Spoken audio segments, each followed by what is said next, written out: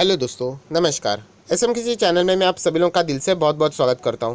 दोस्तों, यहाँ पे हम लोग बात करने वाले एक ऐसे कंपनी के बारे में, मतलब सभी लोगों को पता तो ज़रूर है इस कंपनी के बारे में, बट अगर हम लोग बात करें निवेश करने की जब बात आती है या फिर रडार पे रखने की बात आती है, मतलब इस कंपनी के बारे में इन्फॉर्मेशन जानने की बात आती है, तो बहुत सारे लोग इसको निगलेक्ट भी करते हैं।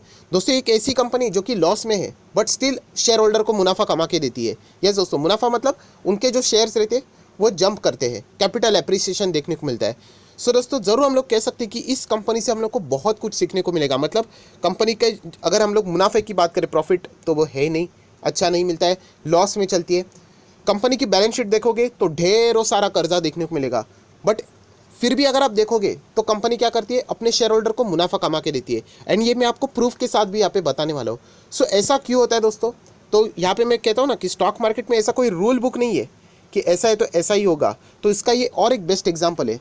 दोस्तों, ऐसा ये इसीलिए होता है क्योंकि उस सेक्टर में अगर हम लोग बात करें, कंपटीशन की बात करें, तो वो ना के बराबर है। यस, मैं ना के बराबर इसलिए इस्तेमाल कर रहा हूँ कि देखने को तो ज़रूर बहुत सारे कंपनीज मिलेगी, बट एक्चुअल में फ्रंट लाइन पे लड़ने के लिए अगर कोई स्टॉक्स रहेंगे तो बहुत ही कम है।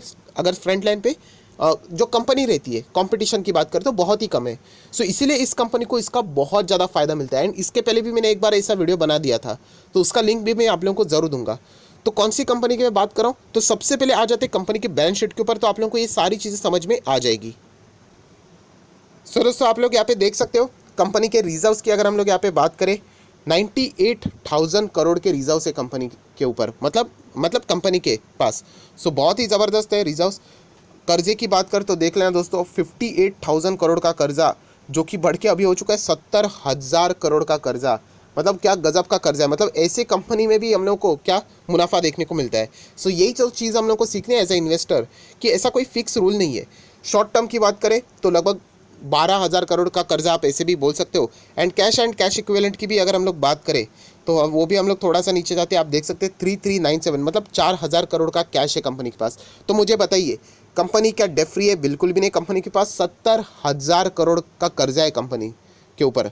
मतलब आप अंदाज़ा लगा सकते हो, पहले था 54,000 करोड़, देन 58,000 करोड़, देन 70,000 करोड़। मतलब पहाड़ों की तरह कंपनी के ऊपर कर्जा बढ़ते ही चला जा रहा है, राइट। तो अगर हम लोग देखते तो ये कंपनी पहले ही हम लोग उड़ा देंगे क्योंकि कंपनी के ऊपर भयंकर कर्जा है, बट स्टिल ये कंपनी कैसे प्रॉफिट करके दे रही है अपने शेयर होल्डर के लिए। मतलब खुद तो प्रॉफिट में नहीं है, वो भी दिखाना चाहूँगा। दोस्तों, ये है कंपनी का प्रॉफिट का ग्राफ। मतलब आप देख रहे हो हमेशा प्रॉफिट का बार ऊपर रहता नहीं, ऊपर नहीं, ये नीचे है, मतलब जीरो के भी नीचे। मतलब कंपनी लॉस में है। यस दोस्तों, अगर आप देखोगे यहाँ पे सितंबर 19 का डेटा, तो लगभग 20,000 करोड़ से भी ज़्यादा का लॉस। बीच बीच में डेटा यहाँ पे अवेलेबल नहीं है, या फिर मैं बीच में बात करूँ जून 20 का, तो लगभग 12-15 हज़ार करोड़ का लॉस। एंड अगर आप लोगों को लेटेस्ट भी देखना है तो आप लोग यहाँ पे देख सकते हैं लेटेस्ट नंबर, मतलब जून की बात करें तो देख लेना आप कितना है, 16,46,180 रुपीज़ इन लैक्स। इतने करोड़ का घाटा है कंपनी के ऊपर। सितंबर की बात करें तो 84,600 करोड़, करोड़ तो नहीं कह सकते, रुपीज़ इन लैक्स का घाटा है। मतलब कंपनी पूरी लॉस में देखने को मिल रही है। कंपनी की बैलेंस शीट भी देख ली, कितना बड़ा कर्जा था, राइट। फिर भी अगर हम लोग यहाँ पे बात करें, कंपनी का शेयर प्राइस अगर आप देखोगे तो उनके शेयर होल्डर को रिटर्न कमा के दे रहा है। यही तो खूबी है स्टॉक मार्केट की। जैसे मैं बोलता हूँ ना, स्टॉक मार्केट को एक, मतलब बोलते हैं ना, दायरे में मत देखो कि ऐसा है तो ऐसा ही होगा, ऐसा है तो वैसा ही होगा। मतलब एक चेकलिस्ट मत बनाना कि ऐसा ही करना है, ये होगा तो ही हमारे स्टॉक टॉप पे होगा, ऐसा बिल्कुल भी नहीं। अगर हम लोग ऐसा ही देखने जाए तो लार्सन एंड टूब्रो, आईटीसी जैसे क्वालिटी स्टॉक्स है, बट आज भी वो रिटर्न नहीं दे पा रहे हैं। मैं ये नहीं कह रहा हूँ कि वो तो खराब स्टॉक्स है, बहुत ही अच्छे स्टॉक है, बट मार्केट की जर्नी में ऐसे एक्सपीरियंस आते रहते हैं। यही तो चीज़ सीखनी है दोस्तों, कि मार्केट में ऐसे बहुत सारी चीज़ें होती है।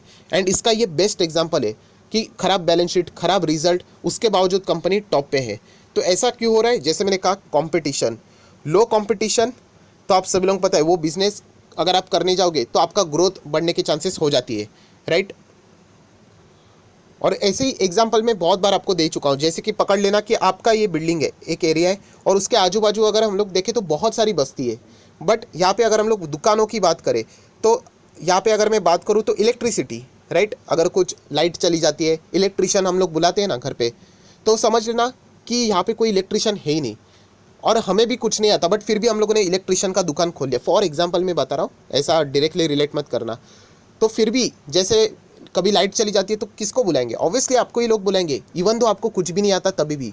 सो ये अगर आप लोग लॉजिक अप्लाई करते हो मार्केट में तो ऐसे स्टॉक में भी आप लोग पैसे कमा सकते हो। मतलब बैलेंस शीट खराब, रिजल्ट खराब, नेगेटिव में चल रहा है, लॉस में चल रही है, डिविडेंड नहीं देखने को मिल रहा है फिलहाल अगर हम लोग बात करें तो। ये आप देख सकते हैं, देखिए कॉर्पोरेट एक्शन देखना है, पहले कंपनी देती थी 2018 में, 2019 में, 2020 की अगर हम लोग बात करें तो 2 रुपये का डिविडेंड, मतलब बहुत ही कम डिविडेंड। पहले तो अगर आप देखोगे तो ये देख लेना 2.84 का डिविडेंड कम होके 2.50 से कम होके 2 रुपये का, मतलब डिविडेंड घटते चला जा रहा है। सो ये समझ में आ रहा है कि कंपनी के पास प्रॉफिट नहीं ज़्यादा जनरेट हो रहे, लॉस में ही है कंपनी।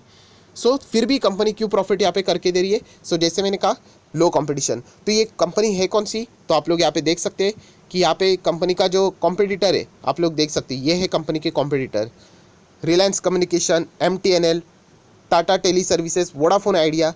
सो दोस्तों यहाँ पे मैं बात कर रहा हूँ भारतीय एयरटेल की। यस दोस्तों, भारतीय एयरटेल आप देख सकते हो 600 रुपये का स्टॉक हम लोग को देखने को मिल रहा है। एंड बीच में मैंने एक वीडियो भी बनाया था कि पासा पलट गया करके।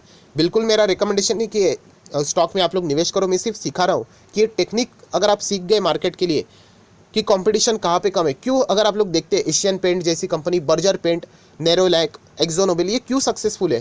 क्योंकि वहाँ पे भी कंपटीशन है नहीं। FMCG में देख लेना 25 कंपनियाँ मिल जाएगी, फार्मा में 30 कंपनियाँ मिलेगी, IT में देख लेना 10-12 कंपनियाँ मिल जाएगी।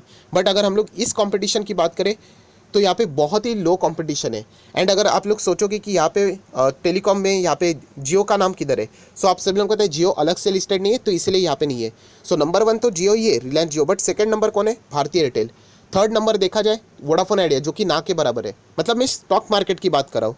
अगर हम लोग बात करें तो यहाँ पे कॉम्पिटिशन ही क्या है? लो है। अगर आप देखने चाहते हो कहाँ पे, फुटवेयर कंपनीज, क्या है फुटवेयर कंपनीज में? 2 ही तो कंपनी के नाम सामने आते हैं, एक बाटा, दूसरा रिलैक्सो। लिबर्टी शूज़ भी है और भी लेदर की कंपनियां मिल जाएगी, बट प्रोमिनेंट स्टॉक की बात करें, बेस्ट स्टॉक की बात करें तो 2 ही है।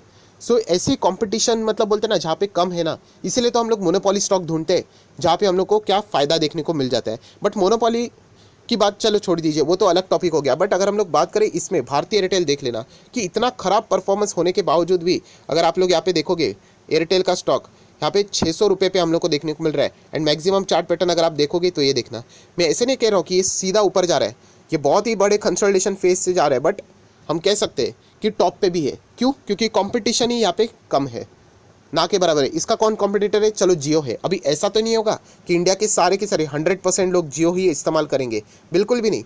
जियो से भी नाराज़ रहने वाले लोग रहेंगे, वो कहाँ पे आएंगे? एयरटेल के पास आएंगे। एयरटेल से नाराज़ रहने वाले लोग जियो के पास जाएंगे। मतलब मैं पकड़ के चल रहा हूँ 2 ही कंपनी करके, और भी कंपनी जैसे मैंने दिखा है, MTNL है, टाटा टेली सर्विस है, रिलायंस कम्युनिकेशन भी है, वो भी है। बट मेन अगर हम लोग बात करें तो ये टॉप पे क्यों है, उसके पीछे की वजह यही है। ऑब्वियसली अगर हम लोग बात करें तो ये देख लेना कि बहुत लंबे समय से ये बॉक्स में था, उसको कट करके ऊपर चल रहा है। तो इसके पीछे का रीज़न भी है क्योंकि रिलायंस बीच में बहुत ज़्यादा अटका रहा था, इसी के कारण ये जंप दिखा रहा है। सो मुद्दा ये नहीं है कि आप लोगों ने निवेश किया कि नहीं किया, मुद्दा ये है कि इसके चलती ये स्टॉक हायर लेवल पे, मतलब ख़राब बैलेंस शीट भी हो, अगर रिजल्ट भी ख़राब हो, बट अगर आपको ऐसे स्टॉक मिल गए जो कि अपने ही सेक्टर में यहाँ पे किंग है, या फिर हम कह सकते हैं कि उसको कोई कॉम्पिटिटर ही नहीं है, तो लोगों को ऑप्शन ही नहीं वहीं पे जाना पड़ेगा। आप मुझे बताओ, अगर आपको जियो पसंद नहीं है कॉलिंग में, तो आप कहाँ पे जाओगे?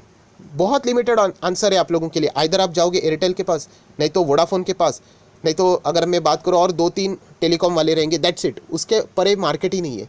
सो इसीलिए कहना चाहूँगा कि एयरटेल जैसी कंपनियाँ हम लोगों को यहाँ पे लो कंपटीशन के कारण यहाँ पे ख़राब रिजल्ट, बैलेंस शीट होने के बावजूद भी टॉप पे यहाँ पे देखने को मिल रही है।